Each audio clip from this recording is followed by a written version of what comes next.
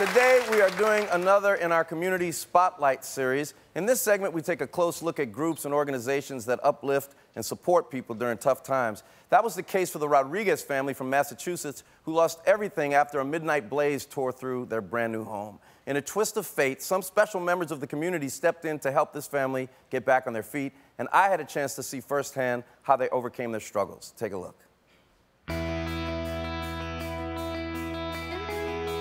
Hey everybody, I'm here in Fitchburg, Massachusetts, and I'm so excited to continue our Community Spotlight series with the Rodriguez family, a very special family.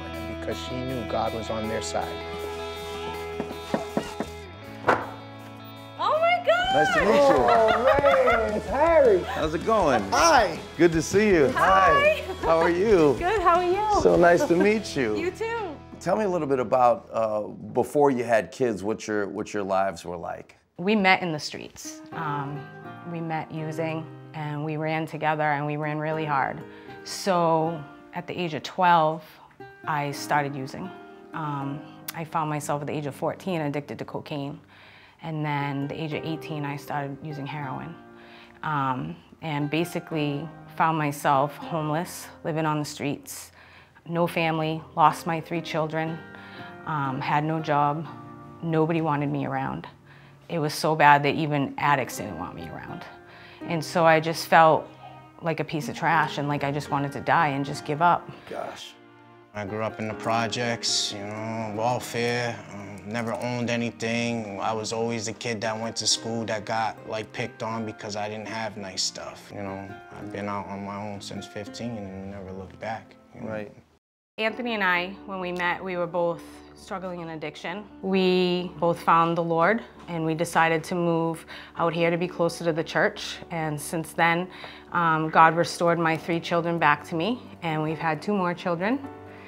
And life has been really good since we found Jesus. This was not the first house that you guys bought together, right? Correct. Tell me the story about your first house. The first house, there's really not much considering we only lived in it for a few years, for a few hours. Why? But what it took to get that first home, it was a lot of hard work and commitment and dedication. I'm the first one in my family to buy a house, so it was a really big deal for me. It took everything we had. The day we signed papers, we had $40. So you had just moved in. Yes. Like a day, that Same day? day, yeah. Same day. Yes. And what happened? How did you? My dad had some guys from the church. They all helped us move in. When we were done moving in, he gathered everyone on the back porch to pray a blessing over the home and a blessing over us. And they left, and at 9:30 at night, we went to bed, and we said we were really tired, we'll put things away starting tomorrow. And I woke up to him screaming, "Nicole, I think the house is on fire." And when I opened my eyes, I could hear all the alarms going off. Oh my gosh. And I called my dad and I said, "You need to come here now." And he's like, "What's the matter?" I said, "The house is burning, it's on fire." And at 1:32 in the morning, I got that frantic phone call that all parents dread. Right. And I answered the phone, she was screaming on the phone, "Oh my house is burning, my house is burning." I'm like, oh my gosh. You just must have felt like the world was ending at that point. Yeah, he literally was standing on the front lawn screaming, pulling his hair, "What is going on, God?" Punching the ground. It was the worst thing I ever saw. I've never seen him so helpless in my life. And I just kept crying and crying. And my dad kept saying to me, "Nikki, God works all things together. It's gonna work out."